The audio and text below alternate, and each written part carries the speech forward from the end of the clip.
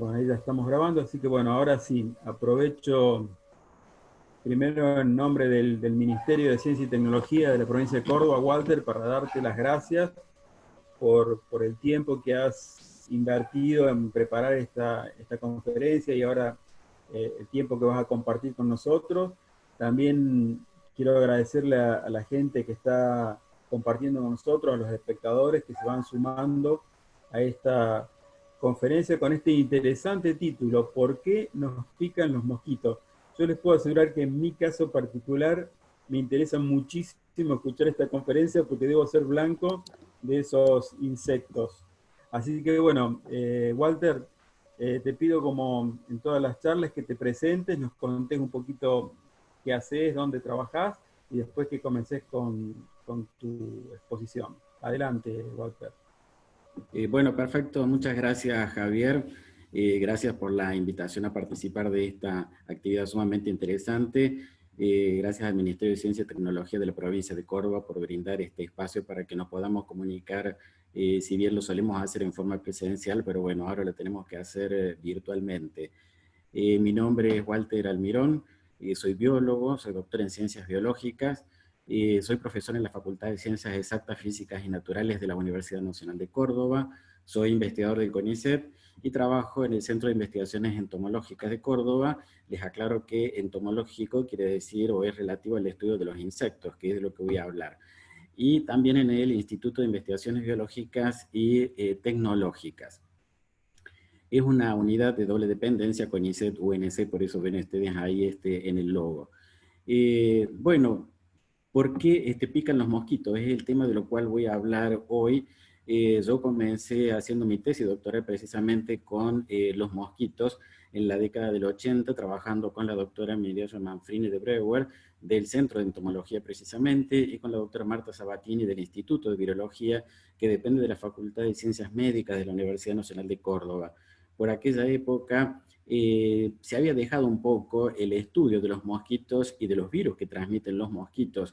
Les quiero recordar que a principios y hasta mediados prácticamente del siglo XX, la Argentina tenía dos problemáticas sanitarias muy importantes. Una era la malaria o paludismo, que es producido por un parásito y que es transmitido por mosquitos anófelos, y la fiebre amarilla, que es producida por un virus y es transmitida por Aedes aegypti, que a mucha gente le suena este nombre. Cuando teóricamente menguaron esos problemas, también terminaron, podríamos decir así, las actividades de vigilancia de los mosquitos porque, digamos, el problema se había solucionado, al menos parcialmente, entonces no era prioridad y se dejó de trabajar en esas líneas hasta que en la década del 70, 80 empezaron a recrudecer nuevamente problemáticas producidas por virus que son transmitidos por mosquitos. Hubo que retomar entonces los estudios y para esa época los viejos investigadores entomólogos, los médicos entomólogos, o ya se habían retirado, se habían jubilado, habían fallecido lamentablemente. No había entonces entomólogos que se dedicaran al grupo de los mosquitos particularmente. En esa época entonces la doctora Breuer y la doctora Sabatini me proponen dedicarme al estudio de los mosquitos como entomólogo, mientras ellos trabajaban con los virus como para poder complementar, hacer un estudio interdisciplinario de los mosquitos y de los virus que transmiten. Así comenzó esta asociación muy importante y productiva entre la Facultad de Ciencias Exactas y la Facultad de Ciencias Médicas. Normalmente cuando hablamos de los mosquitos, sin lugar a dudas, los relacionamos con problemáticas sanitarias. Cada vez que hablamos de los mosquitos, la gente siempre se queja porque considera que son insectos muy molestos. Sí, tienen toda la razón, son muy molestos y siempre la pregunta es ¿por qué me pican? ¿Por qué me pican a mí? Vamos a tratar de responder a esa pregunta y tratar de descubrir un poquito de muchas cosas, características de la biología y el comportamiento de los mosquitos que son muy interesantes y que nos van a ayudar a conocerlos. Y la idea es que a partir de esta charla no solamente sepamos por qué nos pican, sino también cómo podemos evitar que nos piquen, cómo podemos prevenir las enfermedades que transmiten. Más aún cuando hoy particularmente, si bien estamos con esta situación de un virus muy importante que afecta a las vías respiratorias, que es el coronavirus, motivo por el cual estamos en cuarentena, en la Argentina, en Latinoamérica, en Córdoba, estamos también en una epidemia del virus dengue. que es transmitido por Aedes aegypti. Y la idea de esta charla es que no solamente sepamos entonces por qué nos pican los mosquitos, sino que tratemos de colaborar en lo que es esta epidemia del dengue. Mucha gente conoce los mosquitos, como decía, pero por lo molestos que son. Sin embargo, desconocen muchas de las características biológicas de estos insectos. Sin embargo, si yo les preguntara, por ejemplo, si saben del ciclo de las mariposas, porque son muy bonitas, algunas son muy llamativas, coloridas, seguro que sabrían decirme cómo es el ciclo de, por ejemplo, esta mariposa que es la mariposa monarca. Los adultos, como vemos acá, lo que van a hacer es poner huevos, de esa forma se reproducen, colocan los huevos, de esos huevos van a emerger estos gusanos que vemos acá, que son las orugas o larvas, como les llamamos en términos generales a este estado en los insectos, de esta larva que se va a alimentar vorazmente sobre la vegetación, crece, aumenta de tamaño y luego va a pasar a la etapa, a este estado que le llamamos crisálidas en el caso de las mariposas o en general al estado de pupa. Fíjense que este gusano, esta oruga o esta larva se tiene que transformar en esta etapa en lo que va a ser el individuo adulto. De este gusano pasamos a un individuo totalmente diferente, incluso con hábitos diferentes, características morfológicas diferentes, y todo esto ocurre en el ambiente terrestre. Esta larva, hemos visto muchas veces, incluso en nuestra casa, en nuestro jardín, cómo las larvas masticadoras se alimentan, por ejemplo, de las hojas de las plantas. En cambio, el adulto, que además se diferencia de la morfología porque presenta patas, porque presenta alas para volar, presenta un aparato bucal que está enrollado como una espiritrompa, como si fuera una espiral, y que lo utiliza precisamente para poder chupar, por ejemplo, el néctar, los jugos vegetales de los cuales se alimentan. O sea, cambia radicalmente la forma y los hábitos, pero siempre en el ambiente terrestre. Si yo les preguntara, por ejemplo, cómo es el ciclo de la rana o del sapo, desde ya les aclaro para mucha gente, a lo mejor que no lo sabe, que el sapo no es el macho de la rana, son dos especies totalmente diferentes, no tienen nada que ver, no se pueden reproducir entre ellos. Existe el sapo macho y el sapo hembra, como existe la rana macho y la rana hembra. Sabemos que estos individuos tienen un ciclo de vida muy particular, porque parte es en la tierra, pero parte de ese ciclo es en el agua. En la época de primavera-verano, cuando comienzan las precipitaciones, las temperaturas elevadas empiezan a aparecer. Decimos, ¿a dónde estaban en el otoño-invierno? Estaban escondidos, estaban enterrados, resguardados del frío. Cuando llegue el calor y las lluvias, hay agua, empiezan a salir los adultos. ¿Para qué? Para reproducirse. Para eso necesitan acudir al ambiente acuático. Es muy curioso el comportamiento que tienen porque las hembras, que generalmente son de un tamaño mayor que los machos, van a realizar lo que llamamos abrazo sexual. En el agua, las hembras están, mejor dicho, digamos, el macho se coloca sobre la hembra y a medida que la hembra va liberando los huevos, el macho los va regando con su esperma para producir la fecundación. De ahí se desarrolla el embrión, va a surgir un renacuajo. Este renacuajo, fíjense que no tiene nada que ver con lo que es el adulto, es más bien parecido a un pez. En determinado momento, a medida que va creciendo, comienzan a aparecer las patas posteriores, luego van a aparecer las patas anteriores, va tomando más la forma del adulto, la cola se va reabsorbiendo y mientras están en el agua, uno dice, bueno, pero ¿cómo respiran? Respiran a través de branquias. ¿Y quiénes respiran por branquias? Los peces, normalmente. Ahora, una vez que este renacuajo ha completado su desarrollo, su metamorfosis, que le llamamos su transformación, pasa a la vida terrestre, este esbozo de cola se sigue reabsorbiendo, deja de tener cola y pasa a otro tipo de respiración, que es la respiración pulmonar. O sea que vemos que hay un ciclo bastante complejo, parte en la tierra y parte en el agua. Estos organismos necesitan el ambiente acuático para una buena parte de su vida, que es la reproducción. Si yo les preguntara cómo es el ciclo del mosquito común, acá tenemos un mosquito que se está alimentando y ya les cuento que solamente las hembras de los mosquitos son las que se alimentan de sangre, las que nos chupan sangre. Si yo les pregunto cómo es el ciclo, seguramente que no sabrían decírmelo, porque son bastante desagradables, no nos gustan, nos molestan, entonces no queremos saber demasiado de eso, pero en realidad necesitamos saber de los mosquitos. Una vez que la hembra se alimentó con sangre, ¿para qué utiliza esa sangre?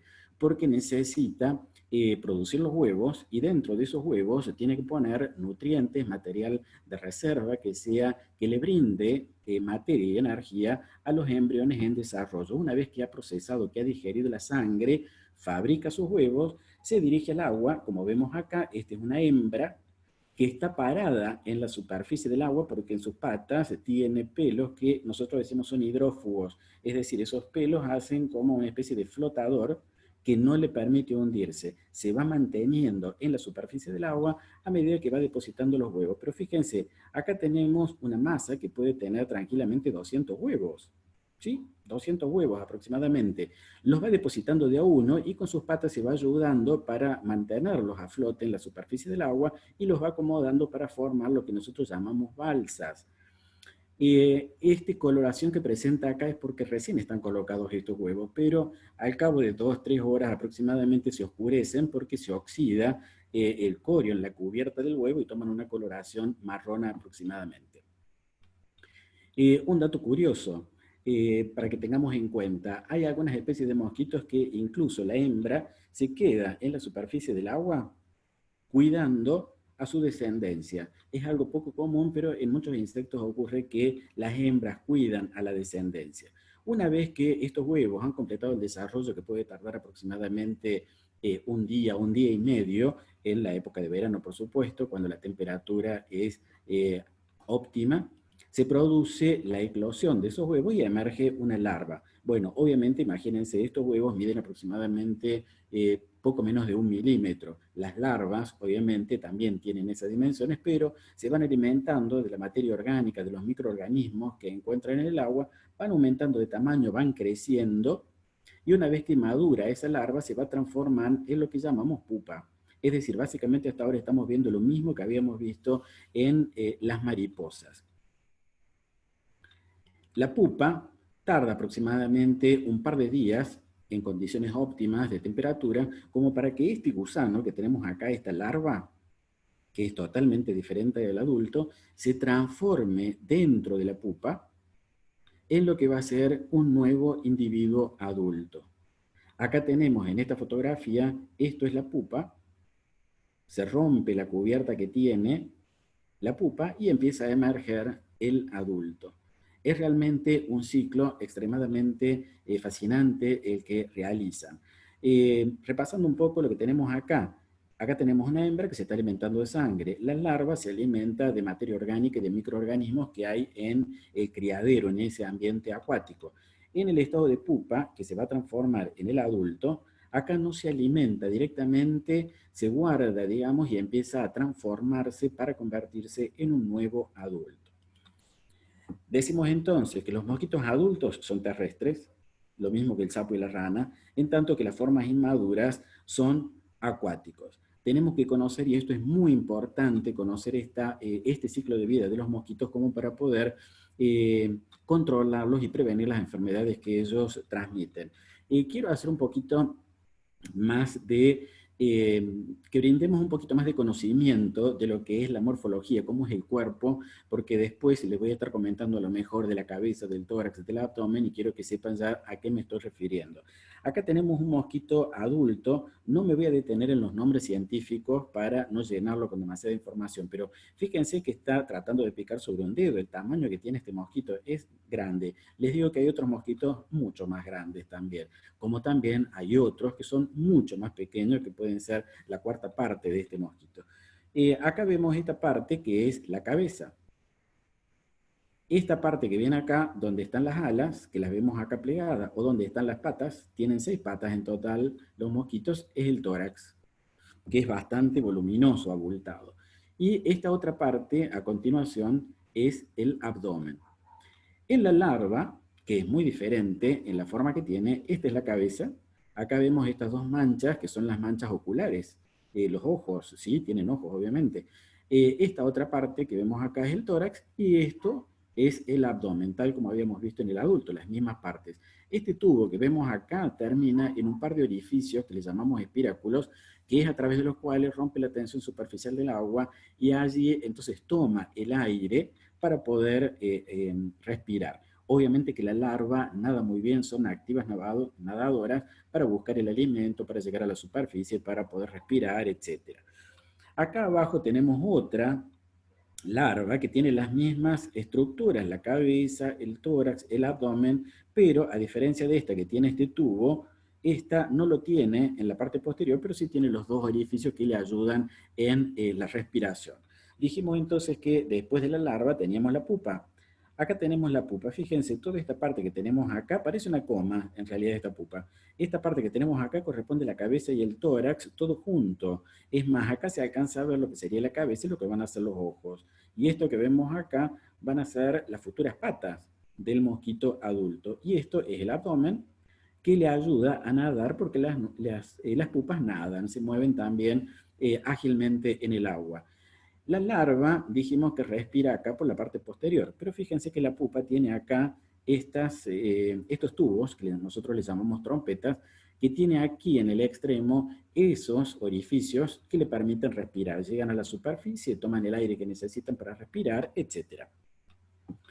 Fíjense acá, ya que les estoy mostrando, en el adulto, esto es el aparato bucal que tienen, es un pico que tienen justamente porque tienen que perforar, es una hembra, tiene que perforar la piel para poder tomar sangre.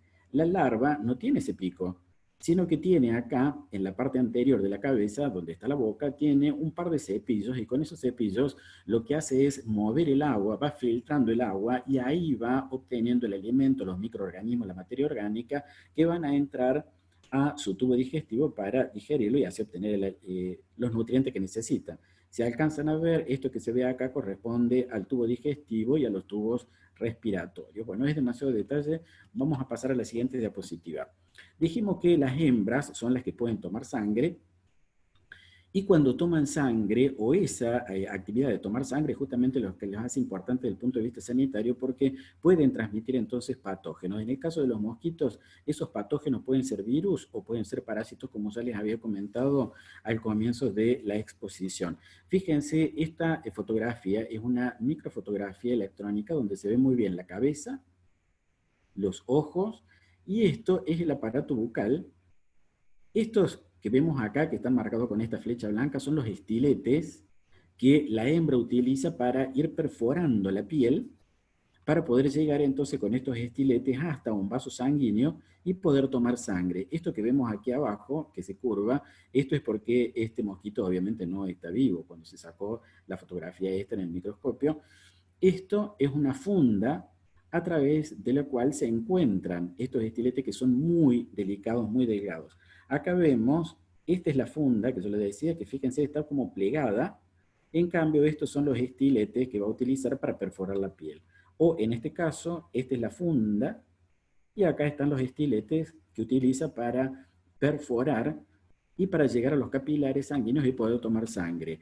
Hay una cosa interesante que es lo que hace justamente a la importancia sanitaria de los mosquitos hembras, que cuando van a alimentarse de sangre, van perforando la piel para poder entrar, pero tienen que inyectar saliva. Y seguramente no sabía cuáles eran las propiedades que tiene esa saliva. Fíjense, la saliva es anticoagulante, justamente porque si perfora nuestra piel, nuestro organismo inmediatamente reaccionaría para que no haya pérdida de sangre y la sangre coagularía. Entonces el mosquito no podría tomar la sangre. Por eso la saliva es anticoagulante. También es anestésica. Muchas veces ha pasado que los mosquitos nos están picando y nos damos cuenta que no picaron después que se fueron. Justamente porque la saliva es anestésica. Al ser anestésica, nosotros no nos damos cuenta y le da tiempo a ella de poder alimentarse, porque si nos damos cuenta como hospedador, obviamente lo que vamos a tratar de hacer es matarla, eliminarla, ¿verdad? Y otra cosa más curiosa, también es histamínica, hace que más sangre llegue rápidamente a la zona, y cuando llega la sangre ahí a esa zona, rápidamente ellas pueden tomar la sangre, llenarse. Fíjense cómo tienen acá los abdómenes, ya están henchidos de sangre. Una vez que han completado la comida sanguínea, entonces se van a reposar para digerir la sangre, como habíamos dicho. Cuanto menos tiempo estén, obviamente mejor para ellos, porque corren menos riesgo de que las matemos, ¿verdad? Este ciclo de alimentación es algo importante para aclarar.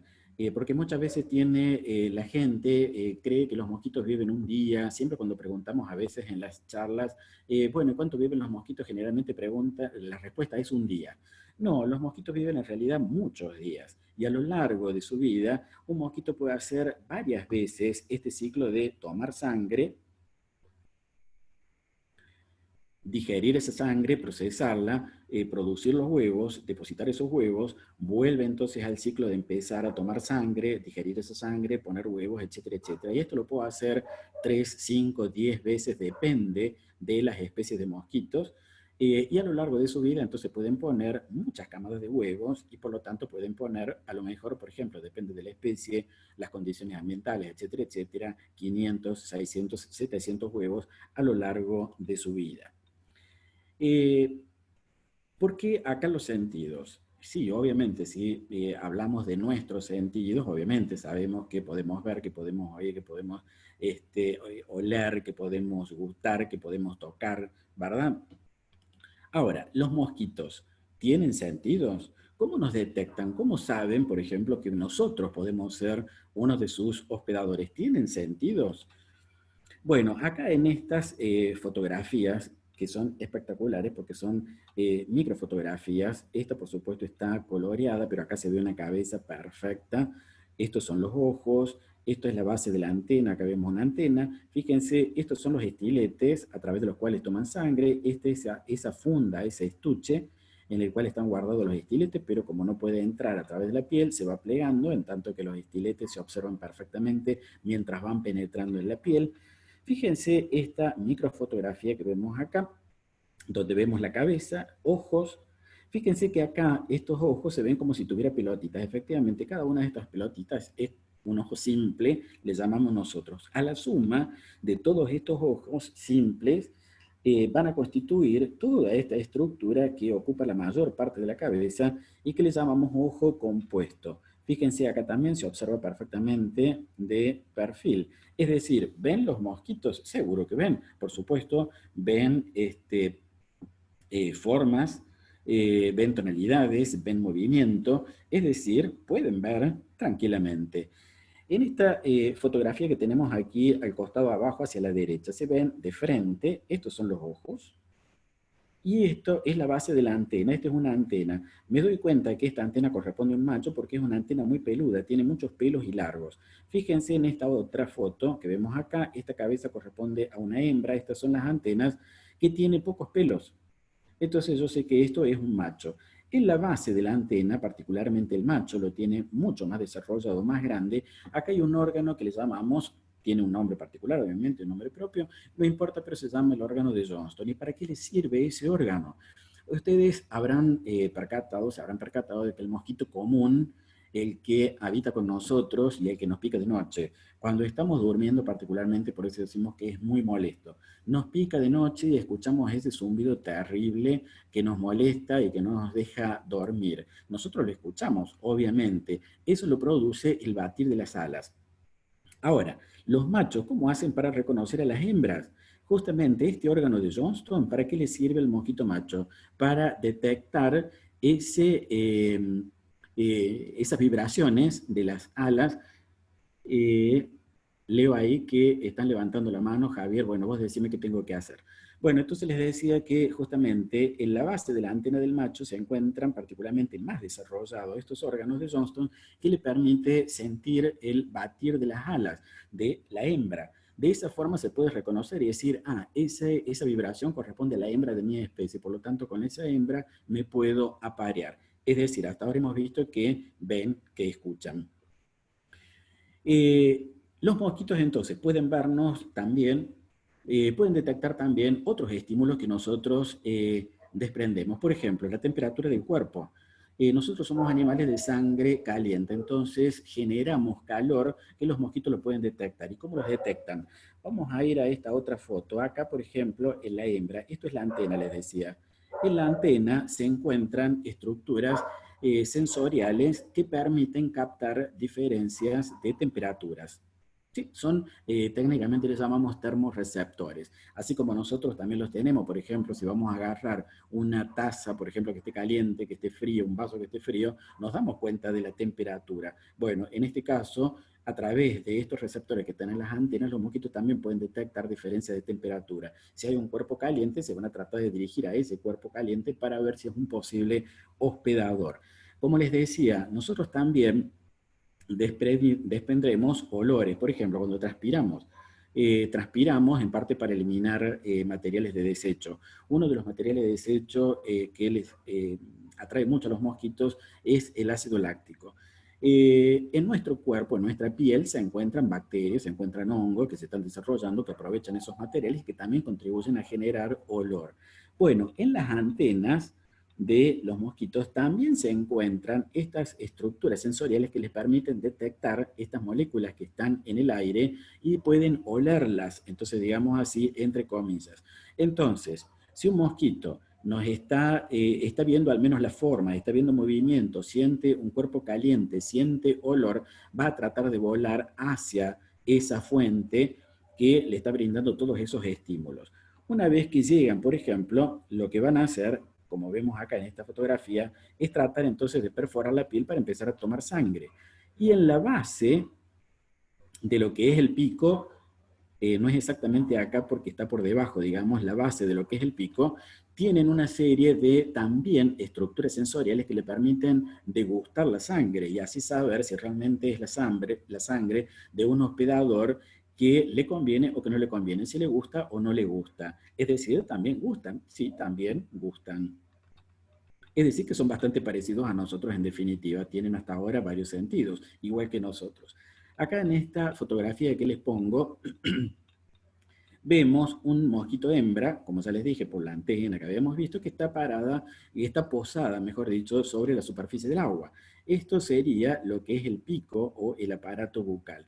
Estas extremidades, lo mismo que en las patas, también tiene estructuras sensoriales.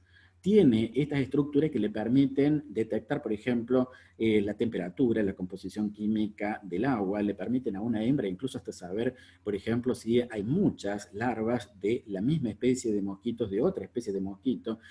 Obviamente, si hay muchos organismos que se están desarrollando en ese ambiente acuático, no le conviene poner los huevos ahí porque va a haber mucha competencia. Se puede ir entonces a otro lado. Puede detectar el sabor, podríamos decir, que tiene el agua y de acuerdo a eso decidir entonces si va a poner o no los huevos ahí. Es decir, como vemos, también tienen los mismos sentidos que tenemos nosotros.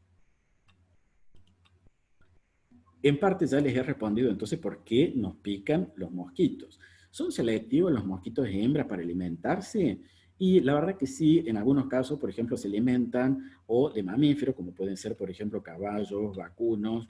Eh, Acá tenemos una gran cantidad de personas en las ciudades que representan una gran cantidad de sangre para los mosquitos hembras domésticos, los mosquitos urbanos, de aves, por supuesto, de aves silvestres, también de aves domésticas. En el caso del mosquito común de las habitaciones, el que nos pica de noche, por ejemplo, tiene mayor preferencia por picar, por ejemplo, a las aves, particularmente a las gallinas, pero también nos pica a nosotros. Si estamos parados con una gallina al lado y vienen estos mosquitos para picarnos, no nos va a picar a nosotros, sino que lo va a picar a la gallina porque la prefiere. Pero si no está la gallina, nos va a picar a nosotros. Puse esta diapositiva de aves migratorias, como pueden ser las golondrinas, por ejemplo, porque son muy importantes las aves, ya se van a dar cuenta porque a la hora de la dispersión de los patógenos. Así como las aves pueden infectarse también con virus, cuando vuelan de un lugar a otro, también los pueden transportar de un lugar a otro. Ya vamos a entender mejor el por qué.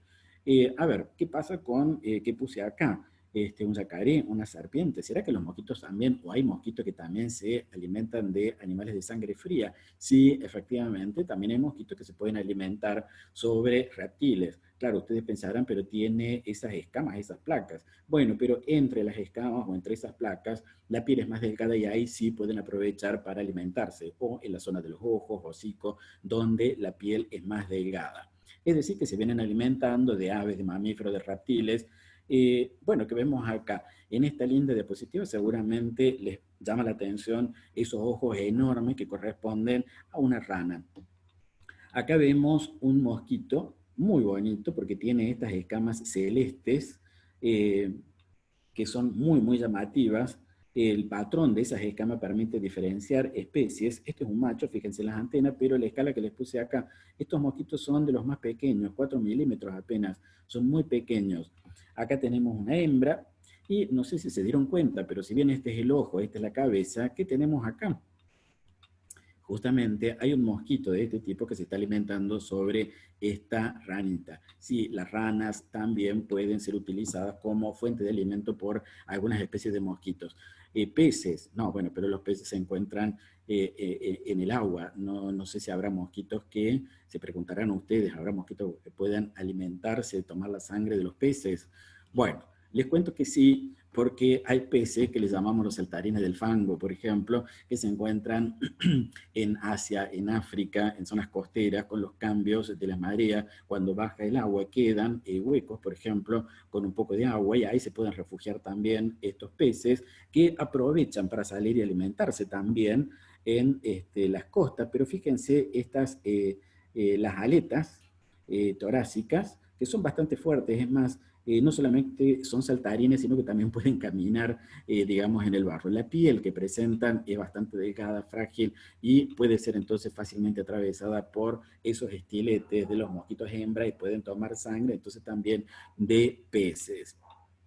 Como ven, son bastante interesantes. Bueno, les decía entonces que justamente este hábito hematofágico, es decir, tomar sangre por parte de las hembras, es lo que las hace importantes desde el punto de vista sanitario, porque dijimos, cuando van perforando la piel, tienen que inyectar saliva por las propiedades de la saliva. Y allí, junto con la saliva, es cuando van inyectando a los patógenos.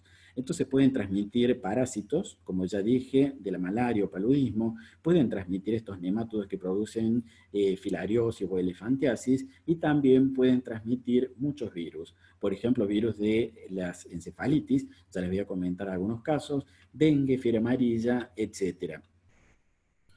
Me voy a detener antes para que conozcamos un poquito más a los mosquitos, porque obviamente los mosquitos los conocemos mucho, pero generalmente la gente lo que más conoce son las mariposas, las abejas, etc. Para que vean internamente cuán complejo es un insecto.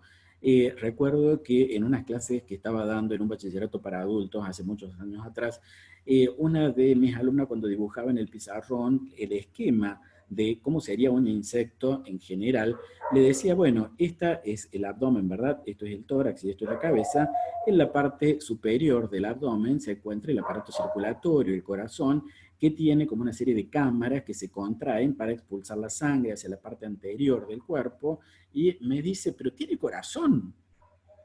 Sí, es un insecto, pero tiene corazón y tiene sangre. Obviamente no es igual que la nuestra, pero justamente este corazón le ayuda a bombear la sangre para que haya circulación en el cuerpo.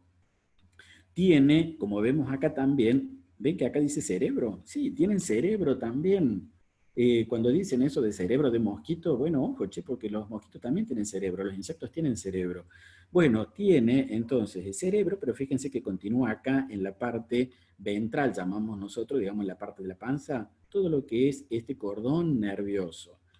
En el tórax, fíjense, todas estas masas rojas que se ven acá, se las esquematiza como músculos, y el tórax es así muy voluminoso justamente porque tiene muchos músculos, porque en el tórax están las alas, y estos músculos se encargan de mover tanto las alas como las patas. Y acá tenemos el tubo digestivo. Esto es el tubo digestivo que está pintadito en amarillo. Acá tenemos el buche, el intestino medio, acá continúa el intestino posterior, el recto y finalmente el ano. No están obviamente todos los sistemas, lo que es el sistema excretor, no están en los ovarios, testículos, es decir, los sistemas reproductores. Es simplemente un esquema como para poder ver algunas de las características que tiene un insecto por dentro. En este esquema, que corresponde a un mosquito, no están obviamente las alas, las patas, nada, pero acá tenemos la cabeza, el tórax, y esto es el abdomen.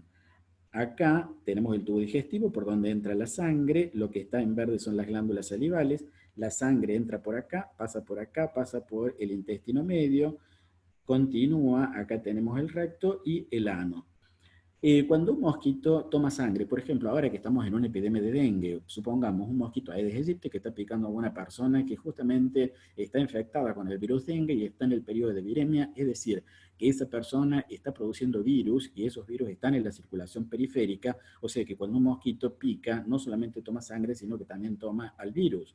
Entonces, esa sangre con el virus va a entrar a través del tubo digestivo y cuando la sangre llega al intestino medio, partículas virales van a pasar la pared del tubo digestivo y van a circular, recordemos que la circulación de la sangre es en este sentido, y van a circular con la sangre hasta que lleguen a las glándulas salivales. En las glándulas salivales continúa la multiplicación, nosotros decimos la reproducción, la replicación de los virus, de modo que una vez que ya los virus están en las glándulas salivales, cuando el mosquito hembra va a alimentarse nuevamente y los virus ya están en la saliva, como dijimos antes, si el mosquito inyecta la saliva, junto con la saliva está inyectando el virus. Y todo este proceso de la replicación, de la multiplicación del virus en el mosquito, tarda bastantes días.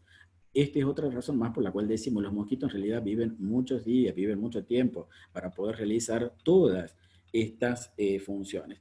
Entonces, ¿cuánto viven los mosquitos? Como el común de la gente cree que vive un día, 2 días, no, en realidad pueden vivir mucho tiempo, depende de las zonas. En Córdoba, por ejemplo, que tenemos un clima templado, en el otoño e invierno, decimos desaparecen, en realidad no desaparecen. En el verano, por ejemplo, las hembras pueden vivir tranquilamente 15 días, 30 días. En condiciones de laboratorio las hemos tenido mucho más tiempo, también vivas. Los machos, sí, bueno, los machos viven mucho menos tiempo, son más pequeños que las hembras. La función del macho es la de buscar las hembras, fecundarlas, aparearse, y esa es su función biológica, y después de eso mueren. En cambio, la hembra, como digamos sería el sexo fuerte, tiene que alimentarse de sangre, poner huevos, hacerlo varias veces, etcétera, etcétera. Pueden vivir entonces las hembras mucho más tiempo que los machos. Ya que sabemos entonces un poco sobre por qué se alimentan sobre nosotros, o se alimentan sobre un hospedador que le puedan sacar sangre, que viven mucho tiempo, que son importantes desde el punto de vista sanitario, podemos ver varios tipos, o por lo menos 2 tipos, vamos a ver, de transmisión que hacen los mosquitos. Voy a seguir con el ejemplo del dengue porque, insisto, como estamos en este momento en una situación bastante grave con respecto a lo que es el dengue también. Si hay tiempo, después les comento por qué digo acá ciclo urbano. Tenemos un individuo, como les decía recién, un individuo que está infectado con el virus dengue y justamente está en el periodo de viremia. Vienen estos mosquitos, acá tenemos una hembra de Aedes aegypti que necesita sangre, toma la sangre, pero junto con la sangre va a tomar el virus. Ese virus se tiene que multiplicar, se tiene que replicar entonces dentro del mosquito hasta que lleguen las glándulas salivales. El mosquito se va 3, 4 días, hace reposo, digiere la sangre, produce los huevos, coloca los huevos y después va a buscar alimentarse nuevamente de sangre. Cuando va a buscar para alimentarse nuevamente de sangre, puede que pique a un individuo susceptible, es decir, un individuo que no está infectado.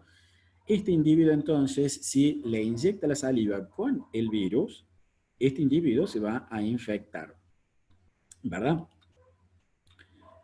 Ahora, dijimos que este periodo que hace todo el virus, mientras se va replicando dentro del mosquito, le lleva varios días, aproximadamente 7 a 10 días aproximadamente. Y una vez que la hembra está infectada, ya va a quedar infectada de por vida. Y cada vez que vaya a tomar sangre, va a infectar o le va a inyectar la saliva junto con las partículas virales al nuevo hospedador sobre el cual se alimente. Así como esto es el ciclo del dengue, exactamente igual es el ciclo para la transmisión de estos otros 2 virus, Zika y chikungunya, que en años anteriores ya hemos tenido registros en el país y también, al menos de Zika, en la provincia de Córdoba. Una característica importante entonces para destacar en este ciclo, fíjense, nosotros las personas somos las que multiplicamos al virus para que los mosquitos se puedan infectar. ¿De acuerdo?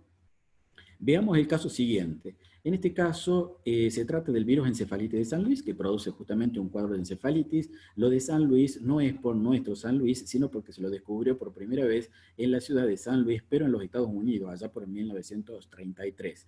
¿Cómo es el ciclo de transmisión? Acá estas aves los gorriones en los Estados Unidos son muy importantes en lo que es la producción de este virus encefalitis de San Luis.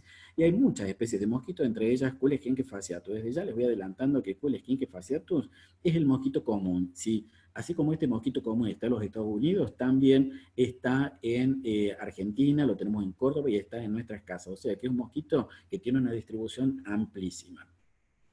Entonces, si estas aves tienen el virus en cantidad suficiente y está en la sangre periférica, en la circulación periférica, cuando los mosquitos se alimentan, toman esa sangre y junto con la sangre toman el virus. El virus tiene que hacer el ciclo, como ya habíamos visto, dentro de ese mosquito, que le va a llevar una semana por lo menos, y una vez que este mosquito tiene el virus en sus glándulas salivales, que ya digirió la sangre, puso los huevos, va a ir a buscar nuevamente otros hospedadores para alimentarse, puede, al inyectar la saliva en otro hospedador, entonces inyectar junto con la saliva ese virus y transmitirle entonces el virus a este nuevo hospedador.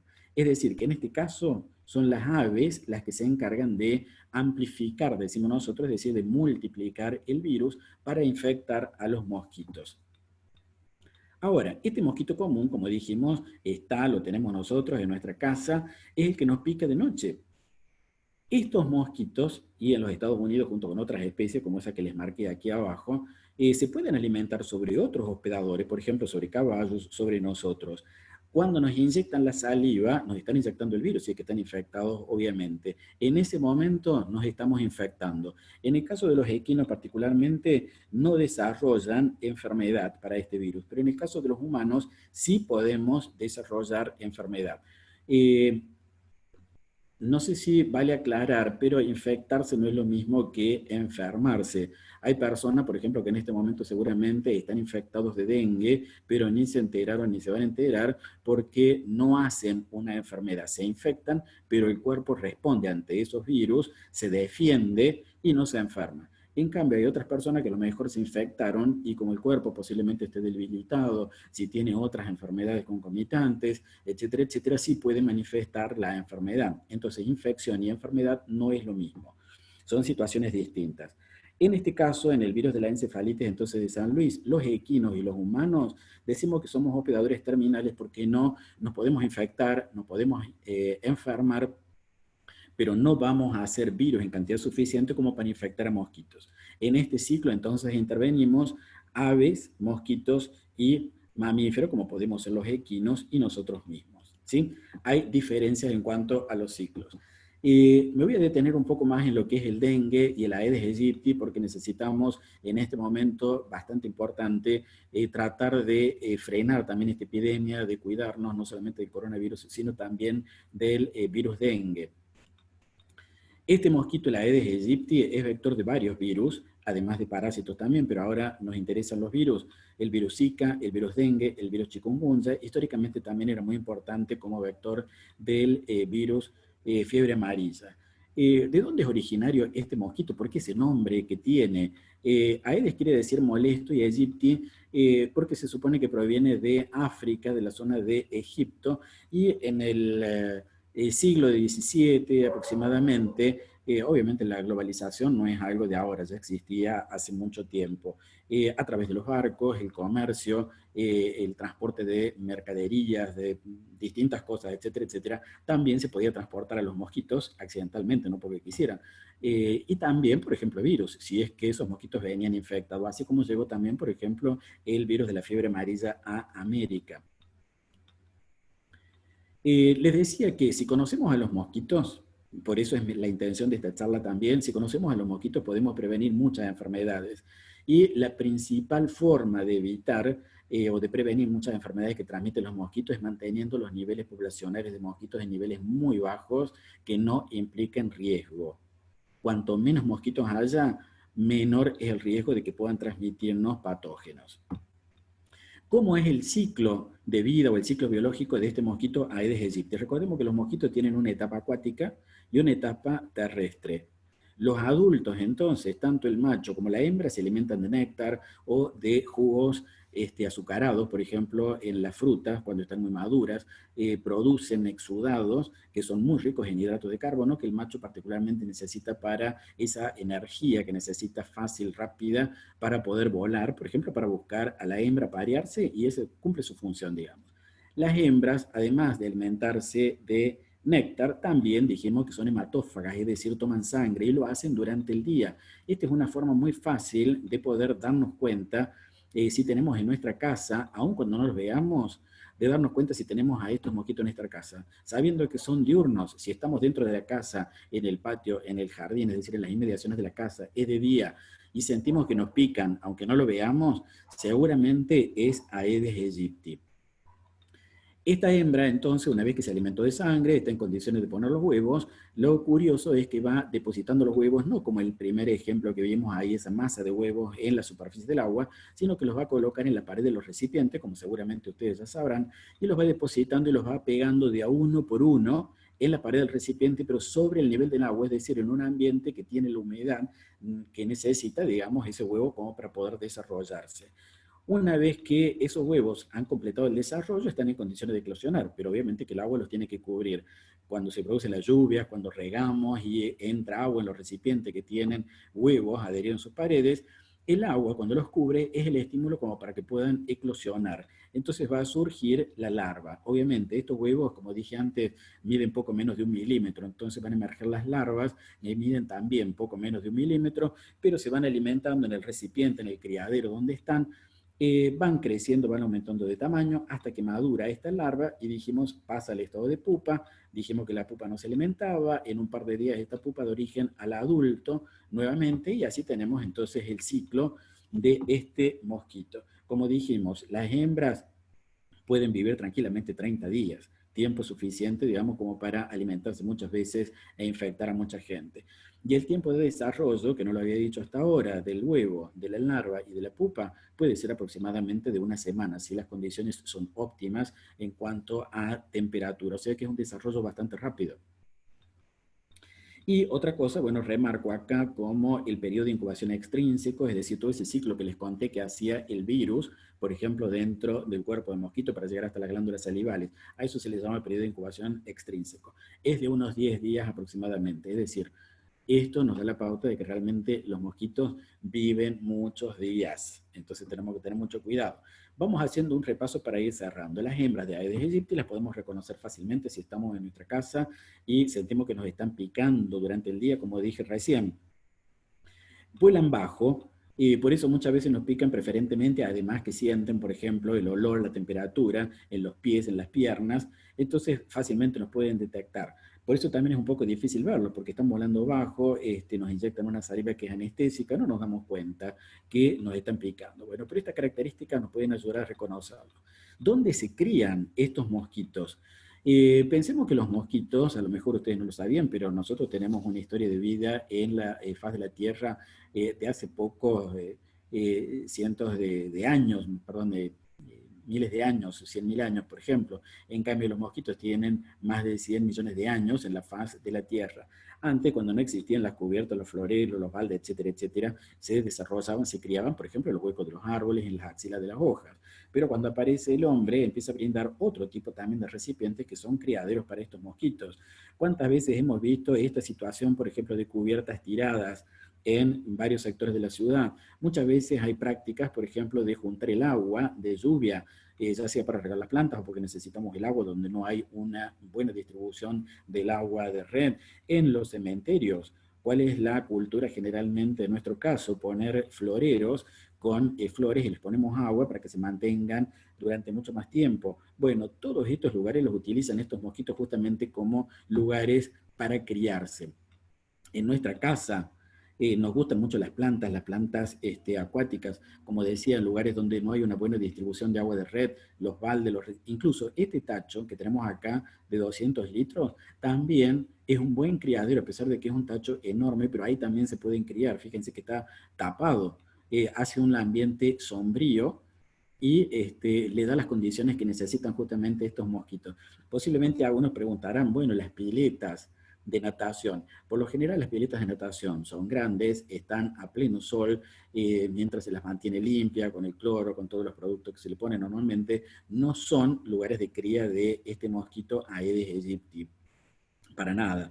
Pero por ahí algunas piletas, por ejemplo las de lona, ahora que ya está terminando la temporada, que la gente, lo ideal sería que las limpien, las laven, las guarden, las ordenen bien y las guarden. Otra gente por ahí, porque nos ha pasado cuando hemos visitado algunas viviendas en los monitoreos, que antes solíamos ayudar al ministerio con los monitoreos aédicos, las piletas quedaban arrumbadas en un lugar, en un rincón del patio, y eso sí eran buenos criaderos también para estos mosquitos. Fíjense acá en esta fotografía, hay un señor que está limpiando la canaleta en el techo, porque justamente si se tapan estas canaletas también puede acumular el agua y ahí también pueden ser lugares de cría para estos mosquitos. Vamos repasando. El dengue entonces es transmitido por mosquitos Aedes. Hay varias especies en el mundo, pero a nosotros nos interesa Aedes aegypti porque es el vector en Argentina. Pero sin embargo, esta especie que tenemos acá, Aedes albopictus, se los quería mencionar porque comúnmente se lo conoce como tigre asiático. Ustedes dirán, bueno, pero si es tigre asiático, ¿qué hace acá? En realidad, en la década del 80, en 1985, entran desde Asia containers que venían en barco, por supuesto, y en esos containers había cubiertas, y en esas cubiertas seguramente había huevos de estos mosquitos que habían depositado ahí. Cuando llegan a América, tanto en Estados Unidos como en Brasil, las cubiertas, bueno, se dejaron a la intemperie, posiblemente llovió, entró agua, los huevos eclosionaron, surgieron las larvas, después las pupas, los adultos, y ahí empezaron a proliferar poblaciones de estos mosquitos que empezaron a dispersarse. Y ahora los tenemos incluso también en Argentina, en el noreste de Argentina. Por eso tenemos también actualmente al tigre asiático también en Argentina, al menos en provincias del noreste de Argentina. Como habíamos dicho hasta ahora, resumiendo, si una hembra de Aedes aegypti pica a una persona infectada con el virus dengue que está en el periodo de viremia, se infecta, pero va a tardar unos 7 o 10 días en volverse infectiva, es decir, que puede picar a una persona susceptible y transmitirle el virus.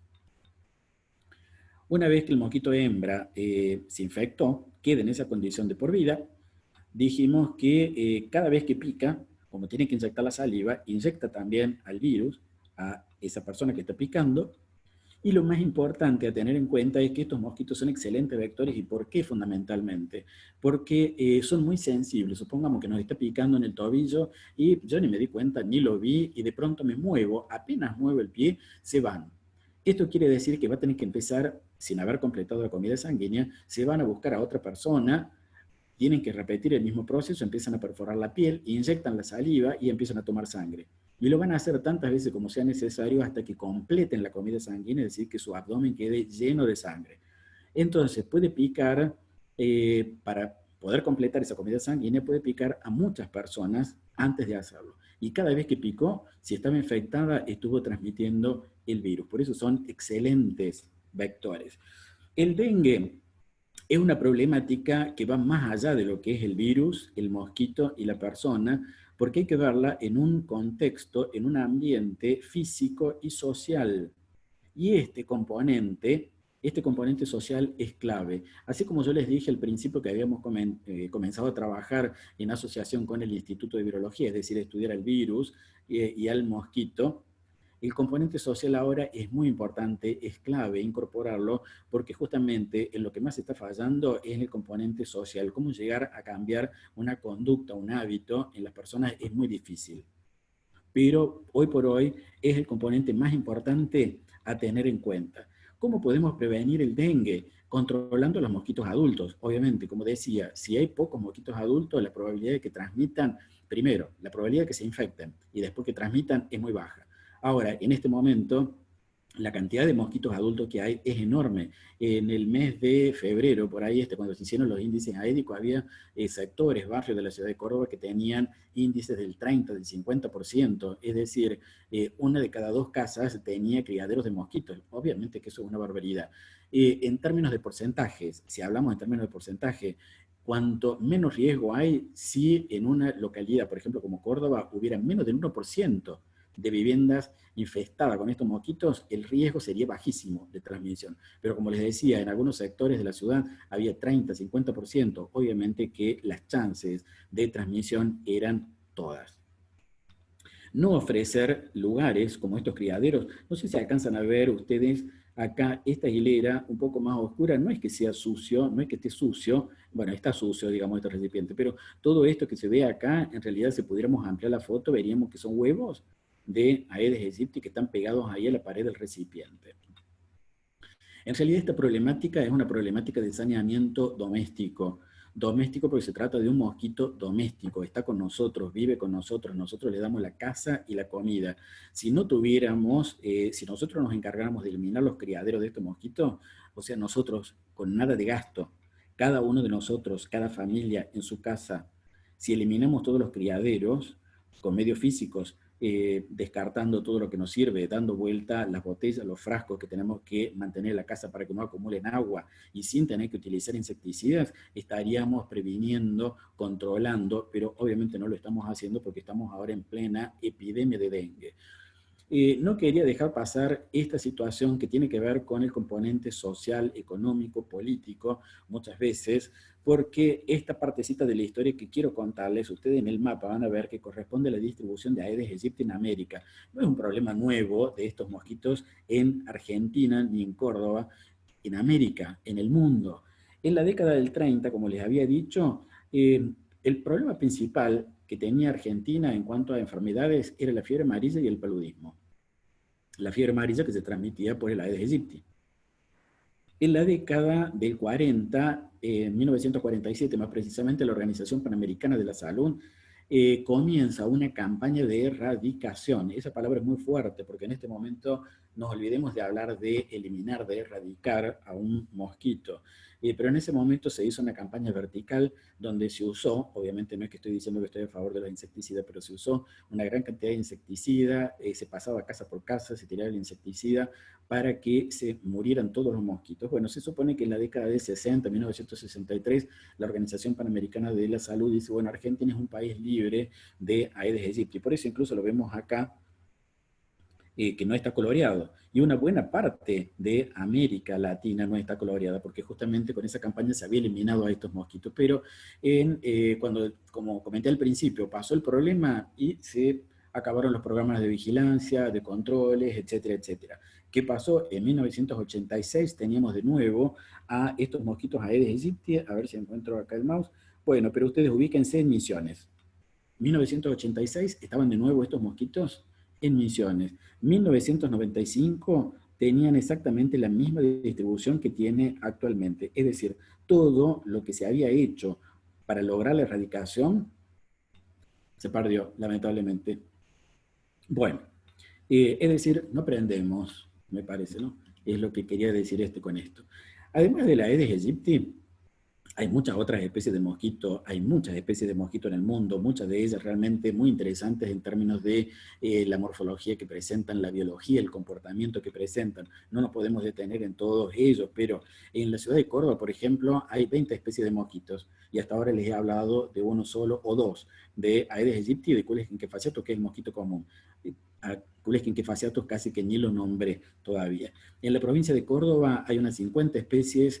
En Argentina hay más de 240 especies y si vamos al mundo hay más de 3.500 especies de mosquitos. Imagínense todas las características, todas las variantes que puede haber entonces, con la gran cantidad de mosquitos que hay. ¿Cuáles son los virus transmitidos por mosquitos que nos interesan en la Argentina? Son un montón, en realidad son un montón, pero les comento, hoy por hoy el dengue por el tema de la epidemia. Encefalitis de San Luis, del oeste del Nilo. Se preguntarán del Nilo, pero si el Nilo está en África, ¿qué tiene que ver? Bueno, lo mismo que pasó con el tigre asiático. También tenemos en América ahora este virus que teóricamente era de la zona del Nilo. Bueno, el virus Zika, chikungunya, fiebre amarilla, las encefalitis, también equinas, encefalitis equina del oeste, encefalitis equina venezolana, que muchas veces se confunde con dengue. Bueno, hay una serie de virus que son interesantes o importantes, digamos, desde el punto de vista sanitario para nuestro país. Como mosquitos domésticos, para ir cerrando, tenemos dos especies fundamentalmente Aedes aegypti y Culex fasciatus, que son muy fáciles de reconocer.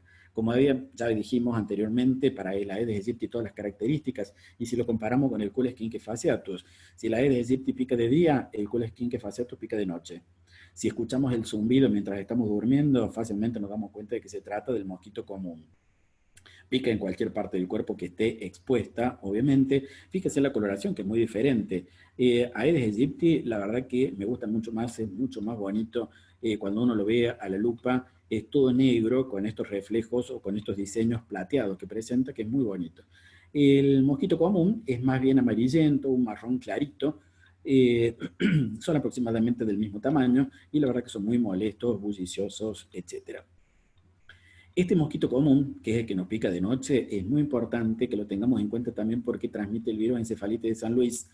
Seguramente ustedes la mayoría no saben, pero en el 2005 tuvimos el primer brote que estudiamos en Córdoba, en Argentina y en Sudamérica, junto con la gente del Instituto de Virología.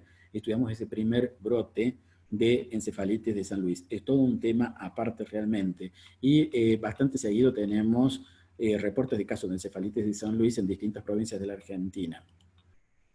¿Dónde se crían estos mosquitos? Ustedes dirán que les estoy haciendo trampa. Sí, les hice trampa porque en realidad son las mismas fotografías que había mostrado antes para Aedes aegypti, pero en este caso las cambié de lugar. Los mismos criaderos que utiliza Aedes aegypti también los utiliza Culex fasciatus, es decir, el mosquito común. Obviamente, entonces ustedes ya se dieron cuenta qué quiero decir con esto. Si estamos eliminando los criaderos de Aedes aegypti, ¿qué estamos haciendo? Eliminando también los criaderos del mosquito común, del Culex fasciatus. Entonces, si estamos controlando el dengue, también estamos controlando indirectamente la encefalitis de San Luis, que la transmiten estos mosquitos. Sin criaderos de mosquitos en nuestra casa podemos evitar dengue, encefalitis de San Luis, Zika, chikungunya, solamente sin tener criaderos de mosquitos. Si no tenemos criaderos de mosquitos, no vamos a tener mosquitos adultos. Evitar entonces estas enfermedades es una responsabilidad de todos. Dijimos que son mosquitos domésticos, están con nosotros en nuestra casa, en nuestra vivienda, nosotros los criamos, le damos las condiciones, no es que los criemos, pero le damos las condiciones, le damos la casa y también le damos la comida.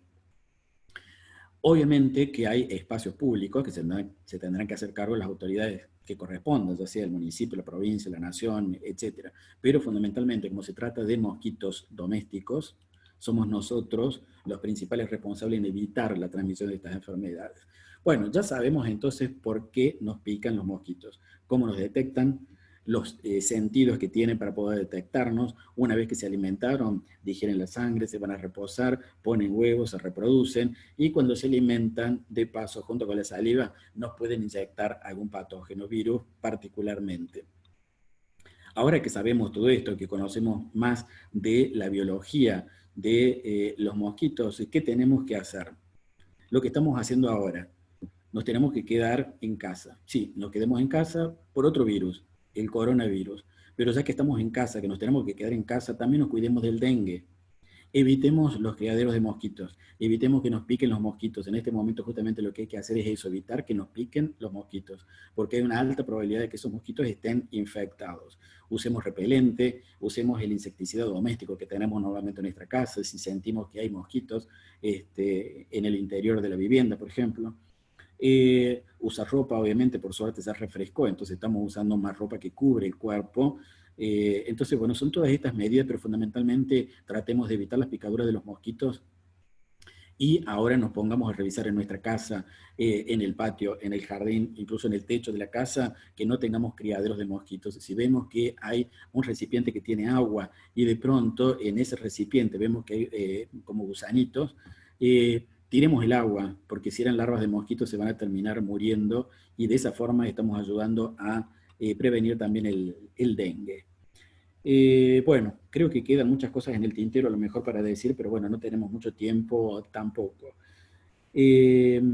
Javier, no sé si habrá tiempo ya porque ha sido muy extenso para preguntas, comentarios.